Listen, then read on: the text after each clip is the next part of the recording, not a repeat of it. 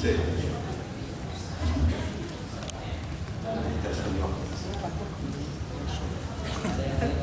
فيما مضى السؤال فيما مضى لأن الآن عندنا أشياء كثيرة في التلاوة والكلام. Ada pertanyaan yang sebutkan ini akan ada pembahasannya nanti. Pertanyaan yang beliau maksudkan adalah apa yang telah kita bahas ya. Tadi الأخ سؤاله عن قراءة الحائض ولا أن قرأ عائشة لا قراءة وهي حائض سيأتي إن شاء الله.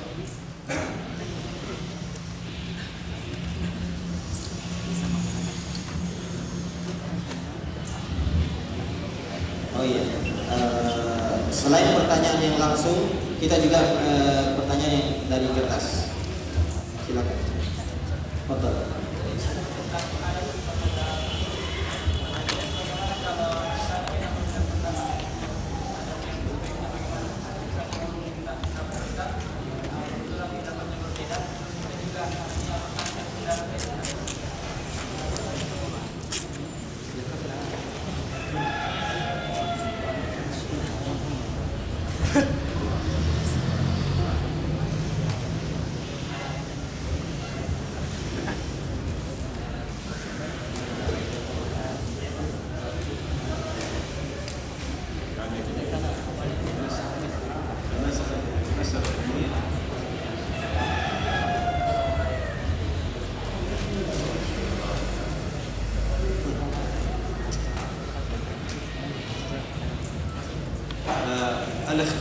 الاختلاف مع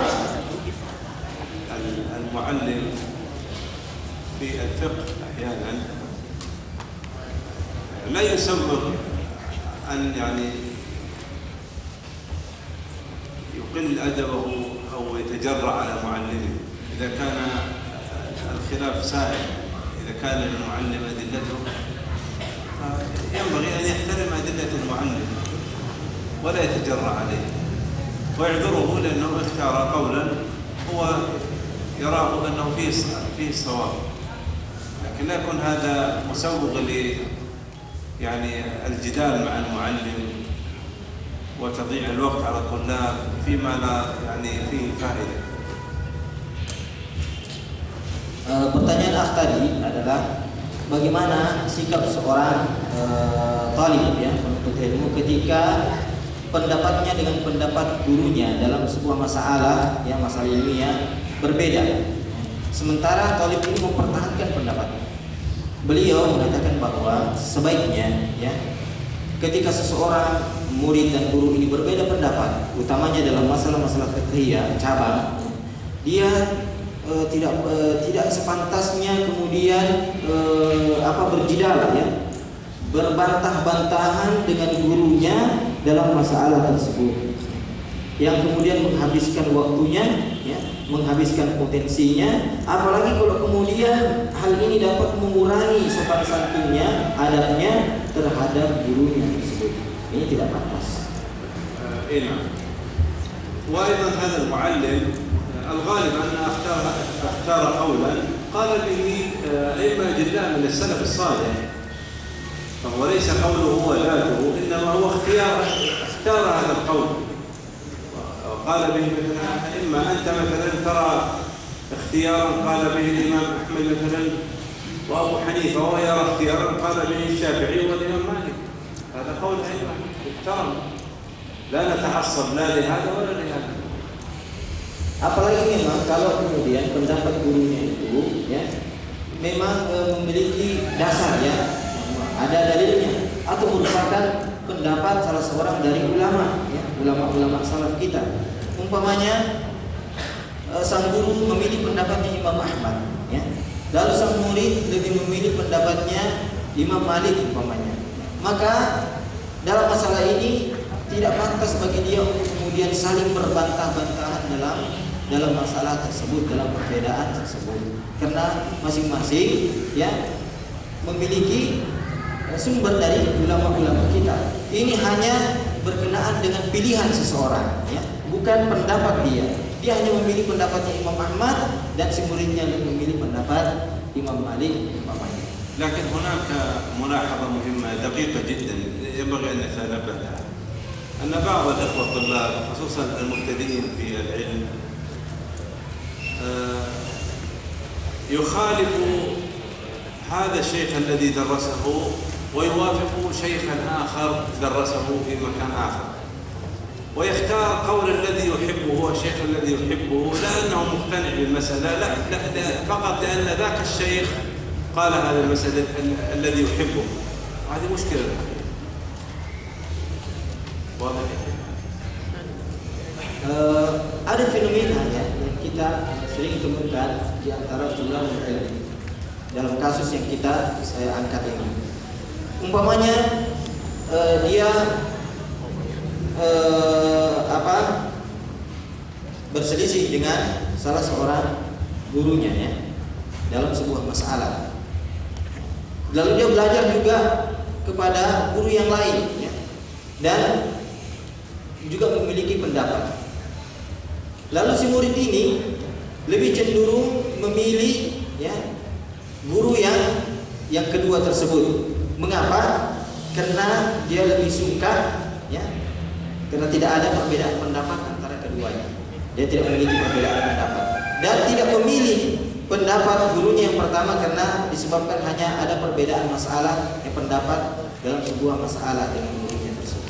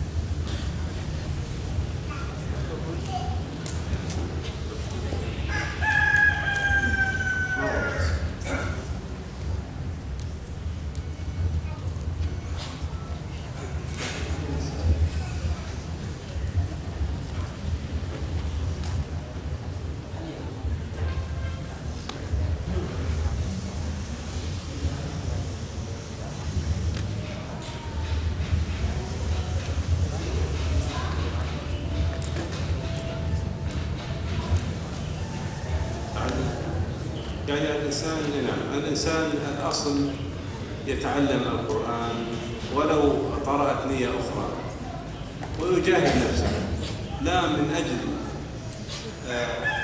طروء هذه النية يترك التعلم، فهذا مدخل من مداخل إبليس ربما غلب عنده هذا الجانب ووسوس له ليصده عن تعلم القرآن.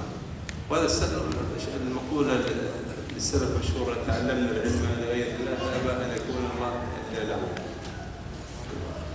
Pertanyaannya di sini, apakah boleh kita meninggalkan kewajiban mengajar seperti mengajar TPA kalau tiba-tiba ada perasaan di dalam hati muncul hanya untuk mendapatkan upah?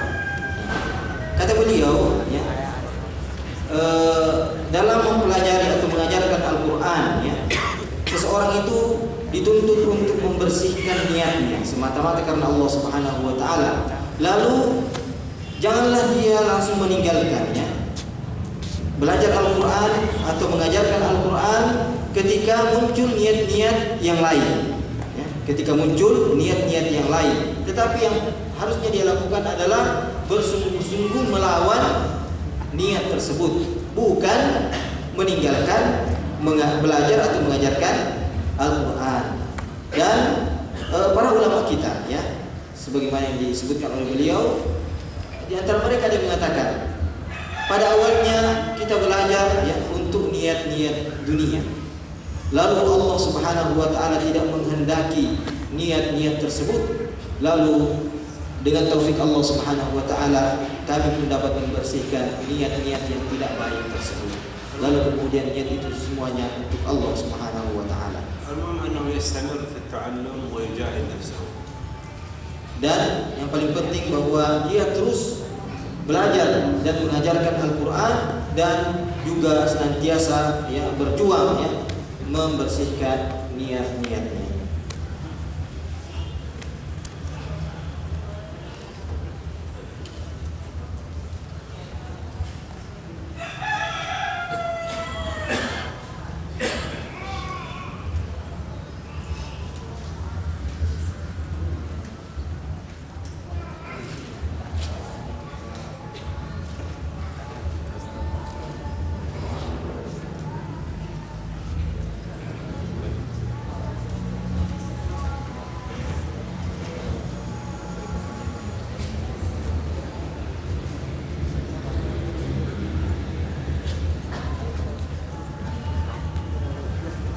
نقول له استمر في الحفظ وامتحن وجاهد نفسك بالنية. لا تدع هذا الامتحان. Pertanyaannya, membaca Al-Quran ya diwajibkan untuk niat semata-mata karena Allah Subhanahu wa taala. Lalu apakah dalam ujian di kuliah baca tulis Al-Quran ketika seorang memperdengarkan bacaannya untuk dosennya guna mendapatkan nilai, apakah seseorang itu terjatuh di dalam dosa riya atau syirik khafi? Kata beliau ya, teruslah Anda menghafal Al-Quran, belajar Al-Quran ya, juga ujian Al-Quran, jangan tinggalkan ujian Al-Quran, dan bersamaan itu pula berjuang membersihkan niat-niat selain karena Allah Subhanahu wa taala. Kalau ada yang mau langsung juga ya silakan sambil kita baca-baca. Fadhal.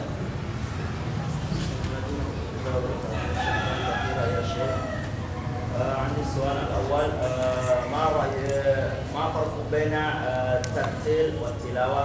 والله تعالى ورتل القرآن ترتيلا. والثاني، إذا نزلنا على المجتمعين نزلا دقيقا ماذا؟ الترتيل هو التلاوة. الترتيل هو التلاوة. نعم. وهو التجويد وهو التحسين. يعني معنى ورتل القرآن ترتيلا، حسن التلاوة تحسينا، جود التلاوة تجويدا، نفس المعنى. والسؤال الثاني كذلك كمثل شيخنا في مصر كان تلاوة، شيخنا في مصر مصر التلاوة هذا ويقرأ بصوته أو كذلك. نعم. يعني تقصد يلحن تلحين؟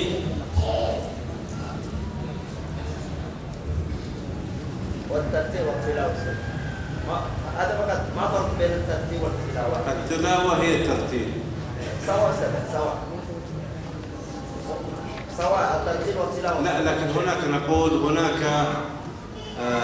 ترتيلا حسنا وهناك ترتيلا سيئا أو مذموما، ولا التلاوة هي الترتيل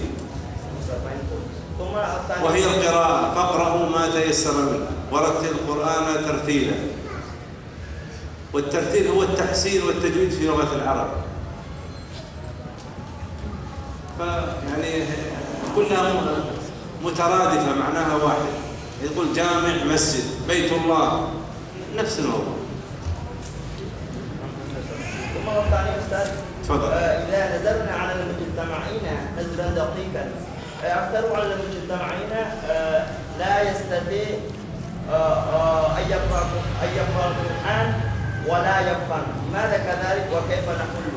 ثم والثالث الآن كان حافظ القرآن. سؤال Satu ya, jawabannya satu. عموما لا، إذا قرأ المسلم القرآن ولا يفهم أكثر القرآن أو بعض القرآن فلا يكلف الله نفسا إلا وسعها. وسيأتي معنا أيضا يعني الفرق بين الماهر وغير الماهر في القرآن. وكيف نحل يا شيخ لكي يكون يستطيع أن يقرأ القرآن. وبالخصوص في سلويسي جنوبية أكثر المجتمعين لا يستطيع أن يقرأ القرآن. لهم أجران: الماهر بالقرآن مع السفر الكرام البررة، والذي يقرأ القرآن ويتتعتع فيه وهو عليه شاق له أجران، كما قال صلى الله عليه وسلم: أجر التلاوة وأجر المجاهدة والمشقة. الحمد لله. في البداية يشق ويتعبون، وفي النهاية يكون مهرا.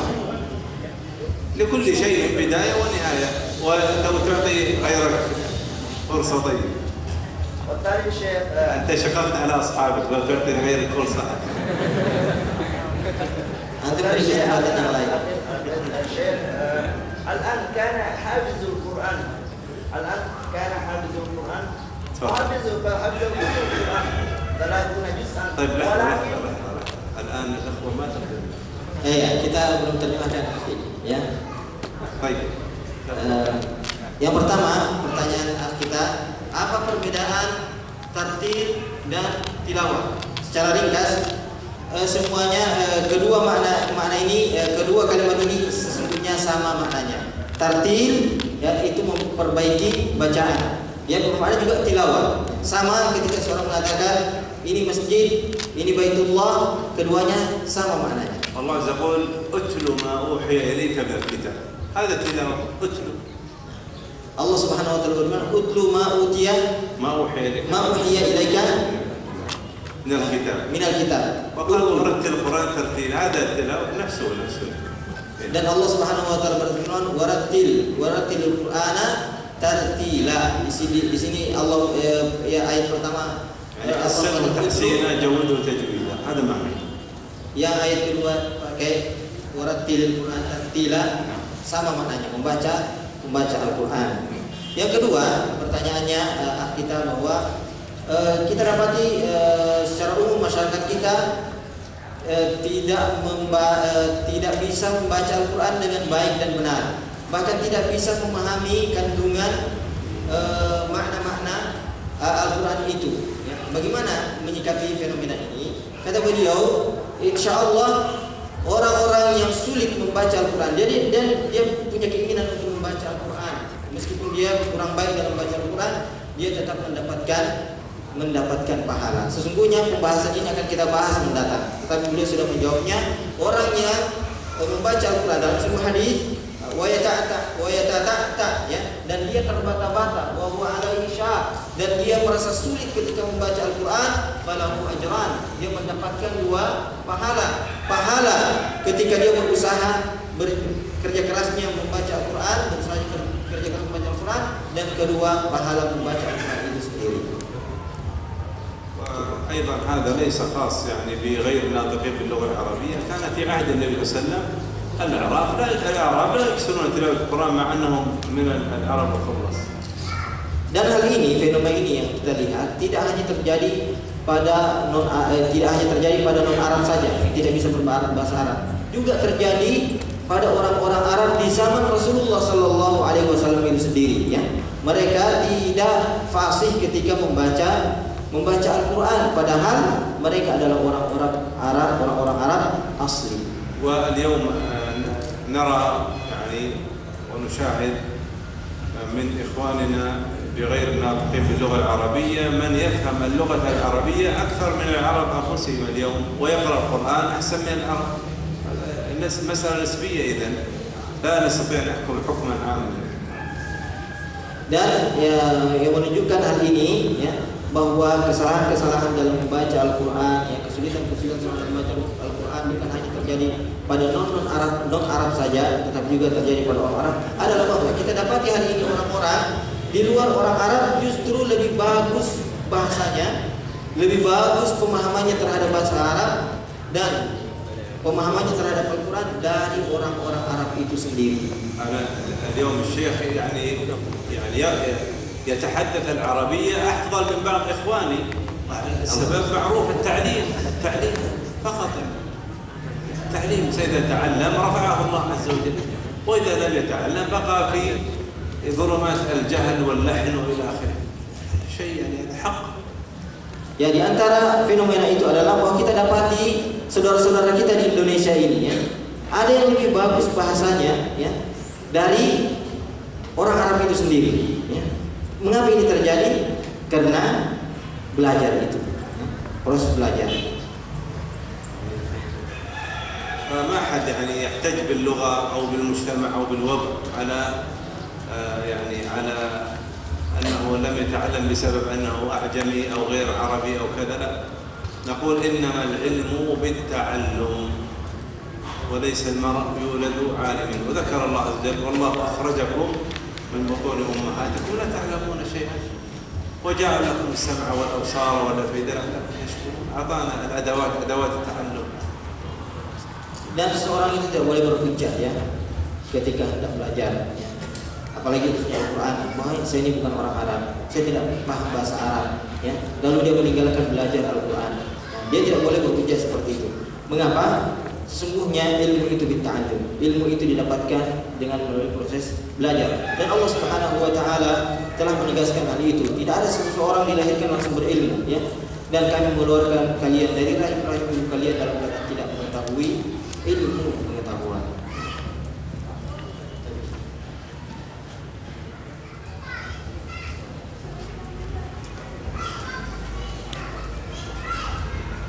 Pertanyaan ya.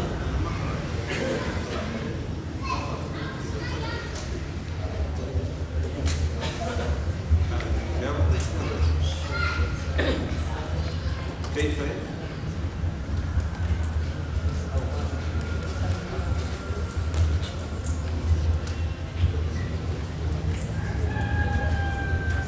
هذا مرة يجوز للحاجة، يجوز للحاجة. مرة القرآن أقول يقصد في العلم.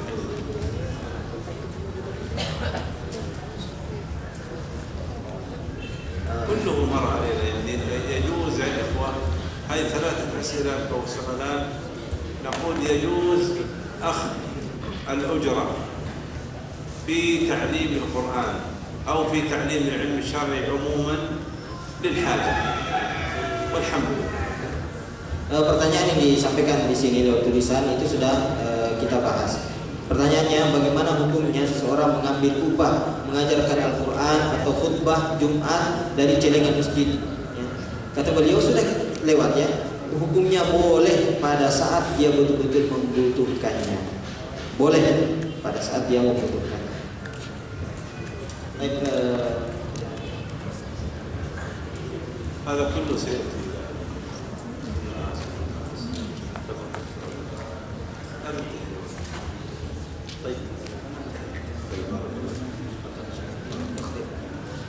طيب جزاكم الله خير وصلى الله وسلم على نبينا محمد وعلى اله وصحبه.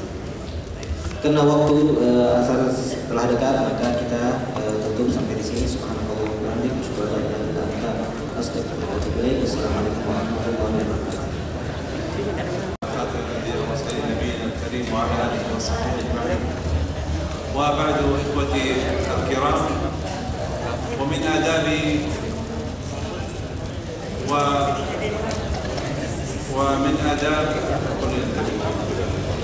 diharapkan kepada sekalian kasih menerima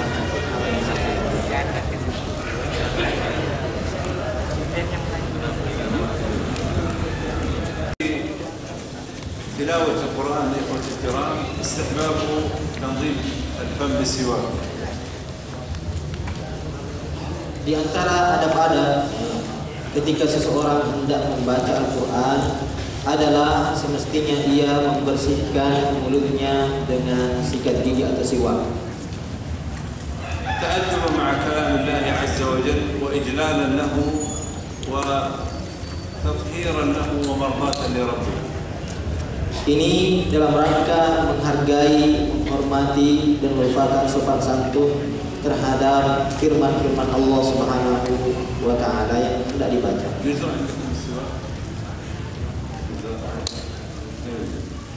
فإذا لم يتوفر السواك فلا أقل من أن ينظف فمه يعني بالمعجون أو أنه يعني يجعله مناسبا لتلاوة القرآن. Kalau seseorang tidak memiliki siwak, ya, saya tadi bertanya apakah siwak di sini ditanam, akar siwak, pohon siwak ditanam. Di negeri kita tidak ditanam pohon siwak. Kalau seseorang tidak bisa mendapatkan akar siwak, maka yang paling rendah atau minimal dia membersihkan giginya dengan odol atau pasta gigi. كان علي رضي الله عنه يقول وصح عنه ذلك إن أفواهكم طرق للقرآن فطيبوها بالسواك. Dalam sebuah adab, ya, Ali bin Abi Thalib radhiyallahu taala anhu berkata, Inna afwahakum turukun lil Quran. Sesungguhnya mulut-mulut kalian itu merupakan jalan-jalannya Al-Quran. Maka bersihkanlah ia dengan menggunakan siwak. وهذه سنة ليست واجبة. Dan perkara ini merupakan sunnah dan bukan sesuatu yang wajib. ويسن كذلك من الآداب أيضا الاستعاذة عند افتتاح التلاوة. Disunnahkan juga dan merupakan ini adab yang ke-9 dalam membaca Al-Quran, seseorang memulai dengan isti'adzah, ya.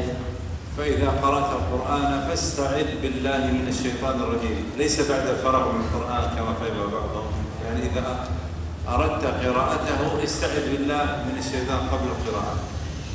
Allah Subhanahu wa taala menegaskan apabila kalian hendak membaca Al-Quran fasta'id billah, dan maka mintalah perlindungan kepada Allah untuk membaca isti'adzah tersebut, tidak pada saat selesai membaca Al-Quran sebagaimana yang dipahami oleh beberapa orang.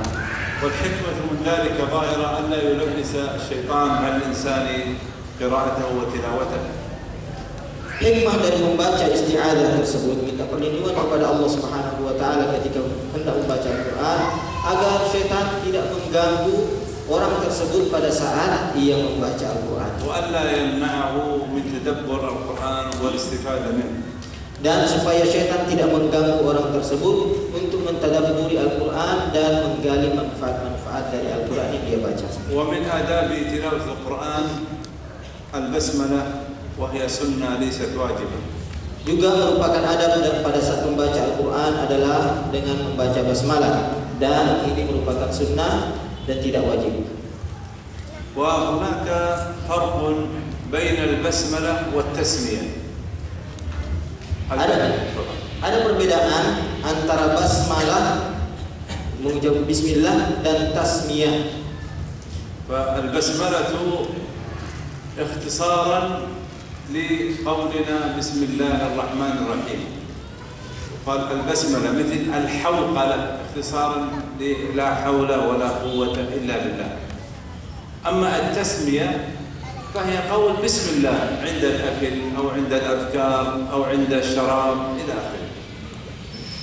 Kalau basmalah, ya, itu singkatan dari ucapan seseorang Bismillahirrahmanirrahim, ya. Singkatan dari bacaan seseorang Bismillahirrahmanirrahim, itu namanya basmalah, ya. Seperti ketika seseorang mengatakan al-hauqalah, ya. Al-hauqalah itu singkatan dari ucapan seseorang la haula wala quwwata illa billah, disingkat dengan al-hauqalah, hauqalah.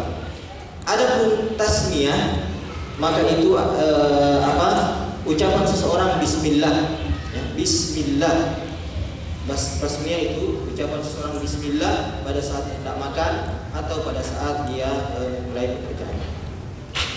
كذلك من الآداب حصر الفكر أثناء التلاوة، يعني التركيز في التلاوة والبعد عن شرود الذهن. Di antara adab-adab dalam membaca Al-Quran adalah mengkonsentrasikan pikiran seseorang pada saat membaca Al-Quran. Pikirannya tidak boleh kemana-mana. ومن التركيز أن يبتعد عن الجوع المفرط أو العطش المفرط أو النوم السهر المفرط، أن يكون معتدلا المزاج. Agar seseorang itu dapat konsentrasi dalam membaca Al-Quran, maka hal-hal berikut ini dapat membantu seseorang untuk mencapai tingkat konsentrasi yang baik, yaitu dia tidak dalam keadaan sangat lapar atau tidak dalam keadaan sangat kenyang sekali. atau tidak dalam keadaan sangat ngantuk sekali. Mengapa? Karena hal-hal tersebut ketika seseorang dalam keadaan lapar, dalam keadaan kenyang sekali, atau dalam keadaan ngantuk sekali dapat mengurangi atau bahkan menghilangkan konsentrasi seseorang ketika membaca Al-Quran. والأدب الثاني عشر هو استحباب الترتيل وكراهية السرعة المفرطة أثناء التلاوة. Adab yang selanjutnya adalah sangat disarankan bagi orang yang membaca Al-Quran membacanya dengan tartil, ya, dengan pelan, dan sangat dibenci baginya membaca secara terburu-buru. واتفق العلماء رحمهم الله على أن الترتيل مستحب لقوله تعالى ورتل القرآن ترتيلا. Dan para ulama kita telah sepakat bahwa membaca Al-Quran dengan tartil adalah perkara yang mustahab, sangat disukai, sebagaimana firman Allah Subhanahu wa taala, "Warattilil Qur'ana tartila." نعم. والترتيل في القراءة هو الترسل، يعني التمهل والتبين والتبيين من غير بغي. وقيل إذا يعني بين القرآن إذا قرأته تبيينا وترسل فيه ترسلا. Dan maksud daripada firman Allah Subhanahu wa taala, "Warattilil Qur'ana tartila", at-tartil yang dimaksudkan di sini adalah membaca dengan pelan dan jelas, ya, membaca dengan pelan dan jelas, tidak terburu-buru, ya. يعني من معاني الترتيل التوضيح، التحسين، التجويد، التبيين، التظهير إلى آخره. Di antara mana-mana at-tartil adalah at-tahsin, memperbaiki, memperindah bacaan, at-tabyin, menjelaskan bacaan-bacaan tersebut, wa tawdih, yang menerangkan, ya, menyebutkan secara terang huruf-huruf daripada bacaan Al-Quran tersebut. وكان النبي صلى الله عليه وآله وسلم يرتل القرآن ويمتثل أمر ربه سبحانه وتعالى. Dan adalah Rasulullah Sallallahu Alaihi Wasallam ketika membaca Al-Quran, beliau membacanya secara tartil, ya, dengan makna-makna yang telah kita sebutkan tadi sebagai pelaksanaan dari perintah Allah Subhanahu Wa Taala di dalam Al-Quran tadi, warattilil Qur'ana tartila. ولما سئل أنس رضي الله عنه عن قراءة النبي صلى الله عليه وسلم قال كانت مدا. Ketika Anas radhiyallahu taala anhu ditanya tentang bagaimana bacaan Qur'annya Rasulullah sallallahu alaihi wasallam, beliau mengatakan kanat maddan, adalah bacaan beliau itu panjang. ثم قرأ بسم الله الرحمن الرحيم، قال يمد ببسم الله ويمد بالرحمن ويمد بالرحيم. Kemudian Anas bin Malik radhiyallahu taala anhu memberikan contoh dengan membaca basmalah, Bismillahirrahmanirrahim. Beliau mengatakan yamuddu bi bismillah, beliau membaca, yang mungkin yang dimaksud sini perlahan dari bismillah. Kemudian yamuddu bir rahman, beliau juga membaca perlahan ar-rahman, dan wa yamuddu bir rahim, dan membaca perlahan ar-rahim. وتصف حفصة رضي الله عنها قراءة النبي صلى الله عليه وسلم فتقول Hafsah radhiyallahu taala anha mensifatkan bagaimana Rasulullah sallallahu alaihi wasallam membaca Al-Quran. تقول كان يقرأ بالسورة فيرتلها حتى تكون السورة أطول من أطول منها. رواه مسلم. يعني معنى هذا يقرأ مثلا سورة القيامة فبترتيله وتبيينه وتجويده عليه الصلاة والسلام للقرآن تكون كأنها مثلا أطول من سورة تبارك لو قرأها غيره، حتى يعني يقرأ، هذا معنى كلامها رضي الله عنها عن النبي صلى الله عليه وسلم، يقرأ بالسورة فيرتلها حتى تكون أطول من أطول منها أو من أطول منها. Hafsah radhiyallahu taala anha ketika ditanya bagaimana mensifatkan bacaan Quran Rasulullah sallallahu alaihi wasallam, beliau berkata, adalah Rasulullah sallallahu alaihi wasallam membaca sebuah surat di dalam Al-Quran dan mentartil bacaannya, membaca secara tartil perlahan-lahan sampai-sampai surah tersebut menjadi surah yang seolah-olah sangat panjang, lebih panjang daripada surah-surah yang panjang yang lainnya ketika dibaca oleh orang lain. Maksudnya, sebagaimana dijelaskan oleh Syekh, umpamanya beliau membaca surah Al-Qiyamah, ya, Al-Qiyamah, surahnya pendek. Kalau beliau yang baca surah Al-Qiyamah menjadi sangat panjang, melebihi, seolah-olah melebihi dari surah Tabarak, ya, yang jumlah ayatnya lebih banyak kalau dibaca oleh orang lain. Al-Mulk. وأظن أحد الأخوة سأل عن هذا أيهما أفضل، كثرة القراءة أو التمهل. نقول هنا يعني باستثناء طبعا الأزمان الفاضلة كرمضان مثلا بغية الختمة مثلا وأكثر الأجر، والمقصود من التلاوة هو الفهم. كتاب أنزلناه إليك مبارك ليدبروا آياته، هو الاستفادة وحصول الخشوع وحصول العبر. فإذا الإنسان قرأه بسم الله الرحمن الرحيم لا يستوعب، لكن إذا تأنى وتمهل وتفكر يخرج إن شاء الله بزاد عظيم من القرآن.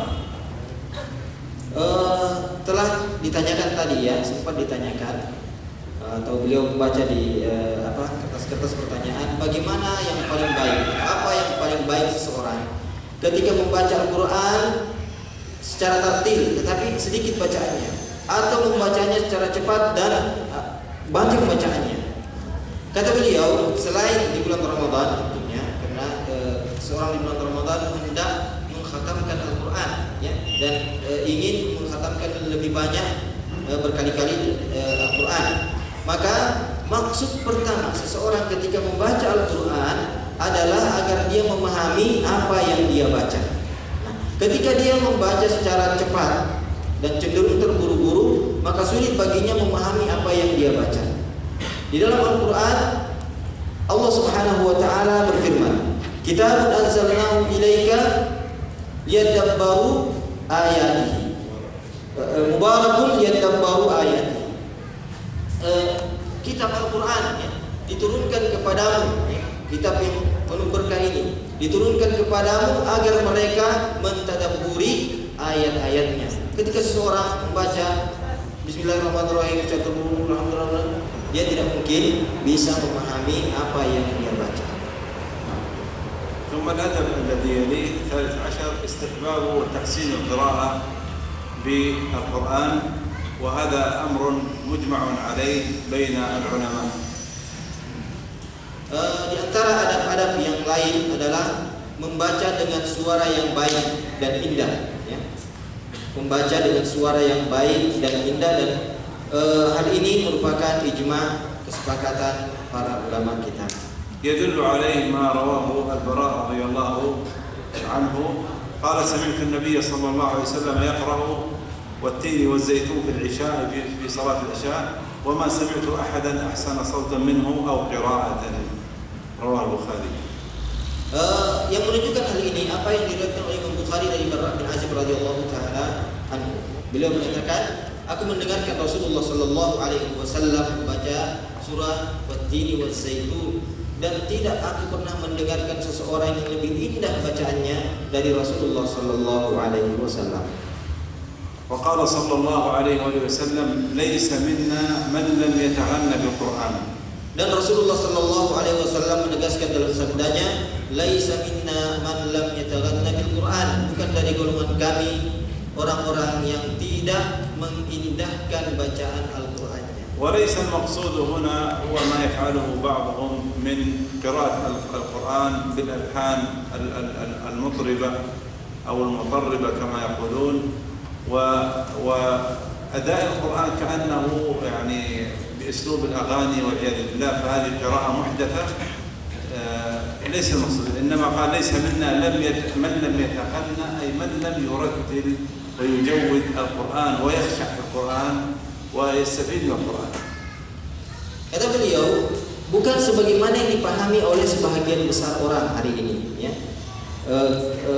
Bukan dari golongan kami orang yang tidak memperindah bacaan Al-Qur'annya. Lalu sebagian orang seolah-olah membaca Al-Quran dengan nada-nada tertentu persis nyanyian dan lagu-lagu, ya. Persis nyanyian dan lagu-lagu, ya. Dia lakukan persis nyanyian. Tidak seperti itu. Bacaan seperti ini yang berlebih-lebihan, ya, bahkan cenderung seperti lagu-lagu itu adalah sesuatu yang baru dasar. وقال أيضا صلى الله عليه وسلم زينوا القرآن بأصواتكم وهذا كله حث على الترتيل. Adapun yang kita maksudkan di sini adalah bahwa seseorang itu membaca dengan tartil, ya, dengan baik, dengan pelan dan benar. Dan Rasulullah Sallallahu Alaihi Wasallam pun menegaskan dalam sabdanya, Zayyinul Quran bi aswatikum, ya. Hiasilah Al-Quran itu dengan suara-suara kalian. ويعني الترتيل وسيلة لفهم القرآن، هذا المقصود هنا. يعني زينوا القرآن بأصواتكم، لا يستوي قراءة القرآن أو لا تستوي قراءة القرآن وقراءة أي كتاب آخر، لا، ينبغي هناك يعني الالتزام بآداب وأحكام التجويد باعتدال، لا إفراط ولا تفريط. Yang dimaksudkan di sini adalah bahwa seseorang membaca Al-Quran itu dengan tartil, ya, dengan perlahan-lahan dan bacaan yang benar sesuai dengan kaidah-kaidah tajwid. Mengapa? Agar dia memahami apa yang dia baca. Kata beliau, at-tartil wasilatun li fahmil Quran. Membaca dengan tartil merupakan wasilah, jalan untuk memahami Al-Quran. Dan ini yang dimaksud dengan sabda Rasulullah tadi yang kita sebutkan, zayyinu al-Quran bi aswatikum. Hiasilah Al-Quran dengan suara-suara kalian. نعم. وهذا ينقلنا إلى الأدب الذي يليه وهو النهي عن القراءة بالألحان المطربة. Dan pembahasan ini mengarahkan kita kepada adab yang selanjutnya, yaitu larangan membaca Al-Quran dengan nada-nada mutarribah, ya, yang المطربة يعني اللي فيها مثل الطرب ويعني والنشوة مثل نشوة الغناء المتشبهة بألحان الغناء. Bacaan-bacaan yang mirip dengan suara-suara tarub itu kan gendang, ya. Suara-suara musik, suara-suara nyanyian dan suara-suara lagu, ya. Lirik-lirik lagu. فالقرآن الكريم ينزه عن تلاوته بالنغمات والأصوات المحدثة المركبة على الأوزان والأوضاع الملهية وأصوات المزامير. Dan hendaknya Al-Quran itu disucikan, ya, dari suara-suara dan nada-nada yang melalaikan, nada-nada yang mirip dengan musik dan nyanyian. ومن ذلك ما حذر النبي صلى الله عليه وآله وسلم بقوله بادروا بالأعمال خصالا 6، وهذه من علامات الساعة الصغرى، وذكر منها ونشوا يتخذون القرآن مزاميرا يقدمون الرجل ليس بأفقههم ولا أعلمهم ما يقدمونه إلا ليغنيهم، يعني كأنه مغني من المغنين والمطربين، لا فقه ولا فهم ولا علم، بس مجرد أنه يعني مغني أو يشبه صوت المغني. وهذا من علامات الساعة الصغرى التي أخبر عنها النبي صلى الله عليه وسلم. نشوة قد تكون من هؤلاء الناشئة الصغار. Larangan ini dapat dipahami dari apa yang ditakdir, diperingatkan oleh Rasulullah SAW.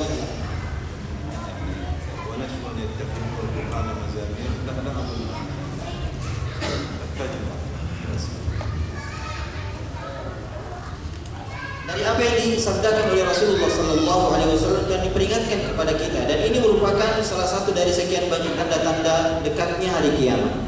Rasulullah SAW bersabda, "Badiru bil a'mali khisal sittah." Bersegeralah kalian beramal, ya, sebelum datangnya 6 perkara. Di antaranya wa nashwan yattakhiduna al-Qur'ana mazamira. munculnya nanti orang-orang yang mengambil Al-Quran itu atau menjadikan Al-Quran itu mazamira, sebagai seruling-seruling, ya, alat-alat musik. Bagaimana itu? Yuqaddimuna ar-rajul laisa bi afqahihi wala a'lamihi.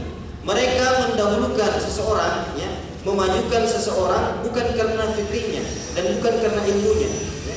Mengutamakan seseorang bukan karena fikihnya, bukan karena ilmunya. Ma yuqaddimunahu illa lighanihi. Dia tidak mengedepankan seseorang, memajukan seseorang atau mendahulukan seseorang kecuali agar orang tersebut bernyanyi-nyanyi untuknya. يقول الإمام مالك رحمه الله: ولا تعجبني القراءة بالألحان ولا أحبها في رمضان ولا في غيره. Al-Imam Malik rahimahullah ta'ala berkata, saya tidak kagum, ya, dengan bacaan Al-Quran yang ada lahannya, ya, lagu-lagu yang berlebihan, ya, nada-nada yang berlebihan itu. Wala uhibuha fi Ramadan, bahkan saya tidak sukai kalau itu dilakukan di bulan Ramadan, wala fi ghairihi, dan aku pun tidak suka kalau itu dilakukan di luar bulan Ramadan. ثم علل ذلك بقوله: لأنه يشبه الغناء ويضحك بالقرآن فيقال فلان أقرأ من فلان، يعني يتباهون فيما بينهم فيؤدي إلى العداوة. Lalu dia Imam Malik rahimahullah ta'ala memberikan alasan mengapa dia tidak suka dengan bacaan-bacaan seperti itu. Beliau mengatakan li'annahu yushbihu ghina, karena bacaan seperti itu mirip-mirip atau seperti nyanyian dan musik-musik. Wa yudhaku bil Quran, dan hal itu dapat mengantarkan kepada seseorang untuk tertawa terhadap Al-Quran, menertawai Al-Quran. Bagaimana? Fayuqal fulanun aqra min fulan, ya. Kemudian dia membandingkan antara dua orang. Si fulan lebih pandai baca Al-Quran daripada fulan, ya. Mungkin dia akan menertawai bacaan fulan karena kurang baiknya bacaan tersebut dari sisi lagu dan lahannya itu. ومن أسباب تحريم الألحان المطربة أولها أن يشبه القرآن بمزمار الشيطان. Sebab-sebab yang menjadikan al-lahan, lagu-lagu yang berlebihan ini diharamkan untuk Al-Quran atau dilakukan pada bacaan Al-Quran, pertama adalah menyerupakan Al-Quran itu dengan seruling syaitan. أن ينزه القرآن عن محاولة تحريفه. Juga membersihkan atau mensucikan Al-Quran dari usaha-usaha untuk merubah-rubah lafaz-lafaz daripada Al-Quran itu. القرآن معجز بلفظه ونظمه وهذه الألحان تغيره. Dan Al-Quran itu merupakan mukjizat, ya, melalui pada lafaz-lafaznya, ya, dan susunan-susunannya, rangkaian-rangkaian kalimat di dalamnya. Dan al-alhan, lagu-lagu yang berlebihan itu dapat merubah-rubahnya. وكذلك ما يحصل فيها من طرب وتهيج للطباع كفعل الصوفية.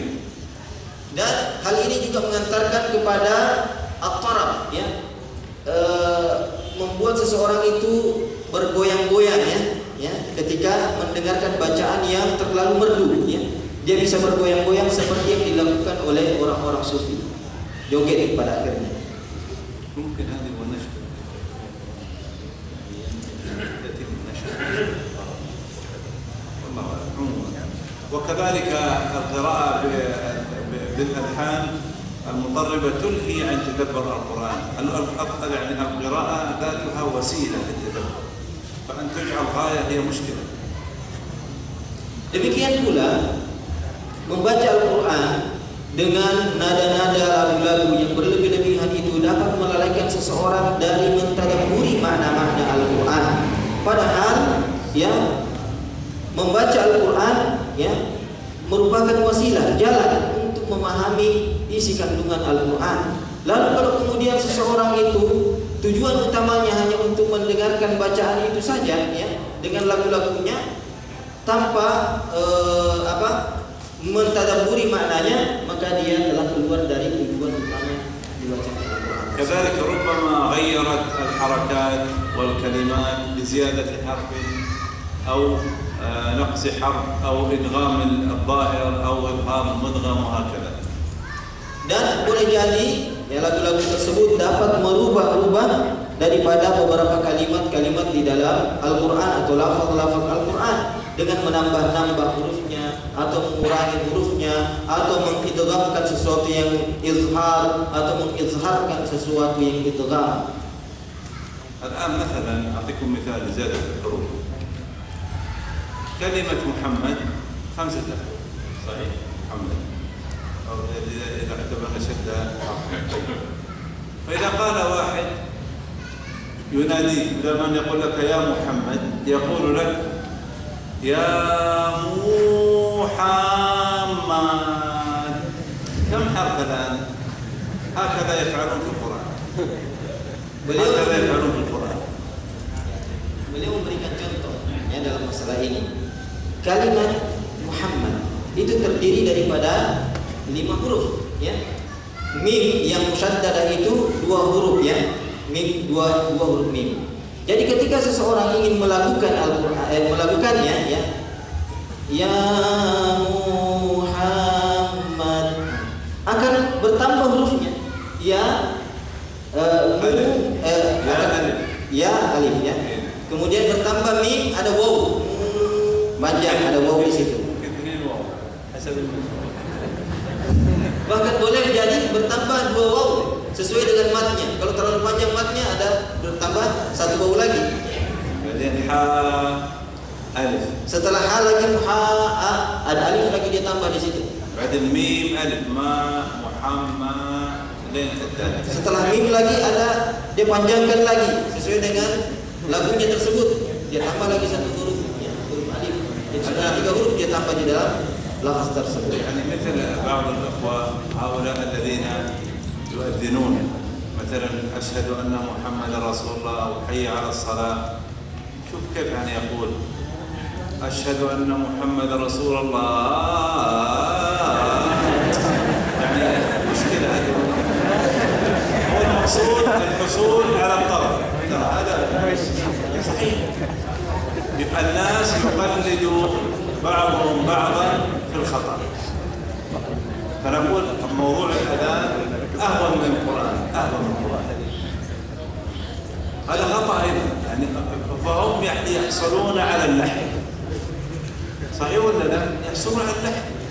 وإلا أشهد أن محمدا رسول الله فقط. شوف كيف يعني يخفضون ويطلعون. فكيف إذا فعل يعني ذلك في القرآن؟ هذا يعني لو كتبت الأذان الذي يؤذن الآن لأخرجت بحرا كبيرا.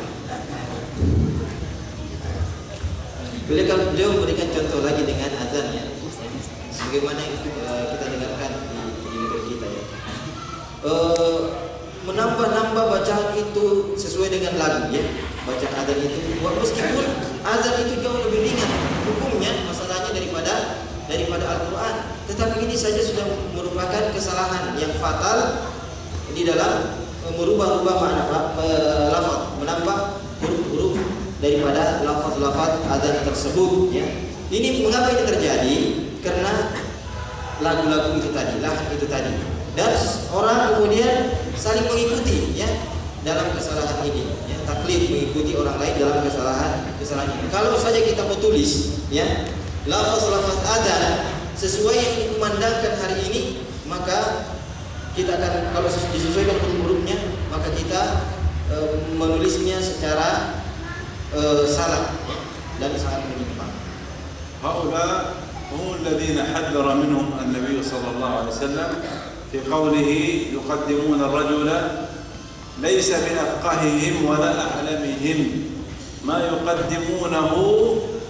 ذكر الحديث وهو صحيح ما يقدمونه إلا ليغنيهم، ما قال ليتلو القرآن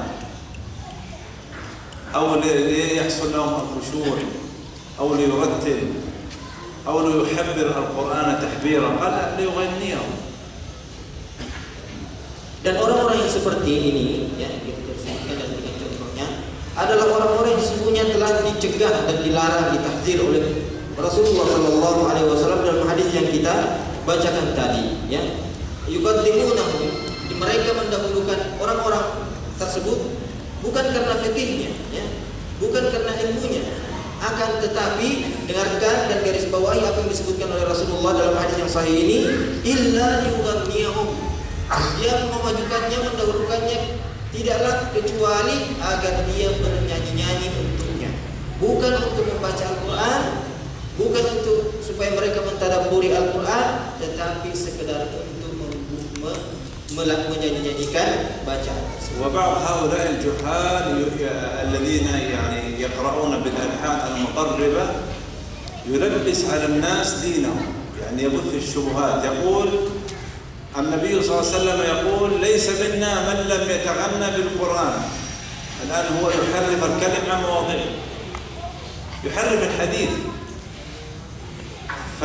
يعني يفهم الناس أن هنا لم يتغنى هو القراءة بالألحان المطربة بفعله هو، لا، هنا التغني هو الترتيل، التحبير، التجويد، الخشوع، مد القراءة بسم الله الرحمن الرحيم، هذا هو من غير تكلف. Dan orang-orang yang melakukan ya hal-hal seperti ini, yang membuat lagu-lagu ya dan lantunan-lantunan yang berlebihan ketika membaca Al-Quran, sesungguhnya memberikan syubhat terhadap masyarakat umum. Ketika menjelaskan hadis Rasulullah sallallahu alaihi wasallam, "Laisa minna man lam yughanni bil Qur'an." Man lam yataghanna bil Qur'an. Bukan golongan kami orang-orang yang tidak yataghanna, ya, mengindahkan suaranya dengan Al-Quran atau dengan makna kalimatnya yataghanna, bernyanyi dengan Al-Quran, ya. Padahal sesungguhnya mereka maksudkan di sini, apa yang mereka maksudkan? Dia tahrif, ya. Dia rubah makna dan tujuan daripada hadis Rasulullah sallallahu alaihi wasallam ini. Dan dia mengatakan kepada orang-orang bahwa bukan golongan kami orang-orang yang tidak melagu-lagukan Al-Quran dengan nada-nada yang mereka buat. Padahal yang dimaksudkan dalam hadis ini adalah bukan golongan kami orang-orang yang tidak membaca Al-Quran itu dengan tartil, dengan tahsin, dengan baik dan dengan tajwid, ya. حتى بعض العلماء قال معنى يتغنى أي يستغني بالقرآن عن غيره من الدنيا، وهذا معنى سائغ وصحيح.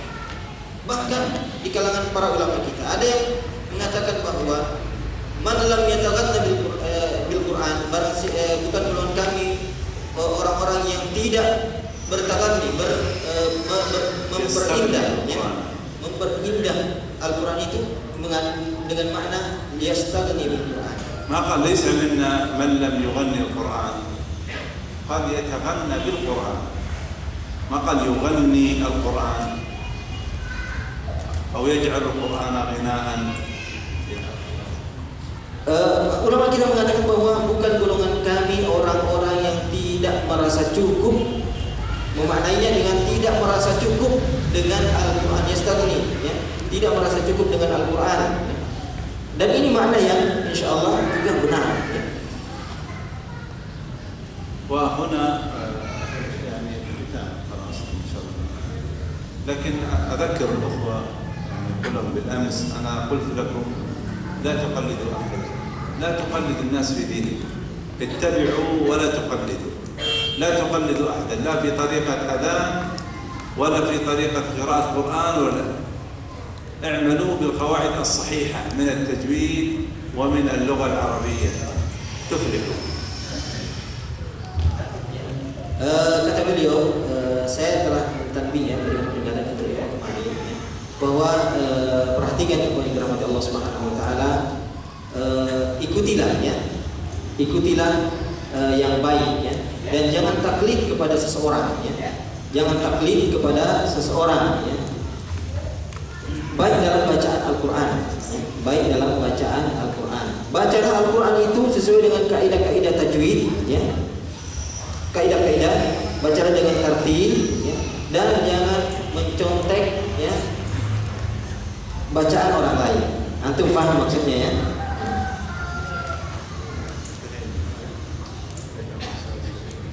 Ya. Dan dengan tanbih ini, peringatan dari Syekh ini, kita menutupi rangkaian muhadharah kita, dan insyaallah kita akan materi kita akan sempurnakan besok dengan beberapa adab-adab membaca Al-Quran yang lainnya. Baik, subhanallah wa bihamdik, asyhadu an la ilaha illa anta, astaghfiruka wa atubu ilaik. Assalamualaikum warahmatullahi wabarakatuh.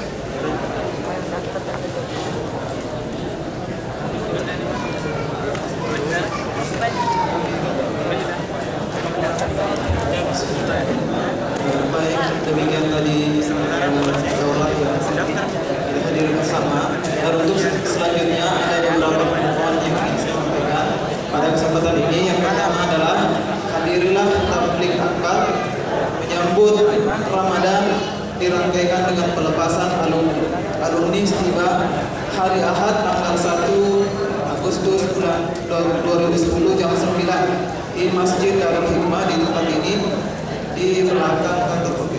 Ya, pematerinya adalah Ustaz Bahrul Nida. Pengumuman yang kedua, hadirilah penataran seputar Ramadan yang insyaallah akan dilaksanakan pada tanggal 26 sampai 27 Sya'ban 1431 Hijriah yang bertepatan tanggal 6 sampai 7 Agustus tahun 2010 di Masjid Nurul Ilmi Gunung Sari bagi laki-laki dan gedung auditorium Amanagapa di UNM untuk akhwatnya. Temanya adalah beginilah generasi terbaik menyambut Ramadan oleh Ustaz Haji Muhammad Misran Ansar LC. Kemudian materi yang kedua adalah meraih mutiara Ahmadiyah bulan Ramadan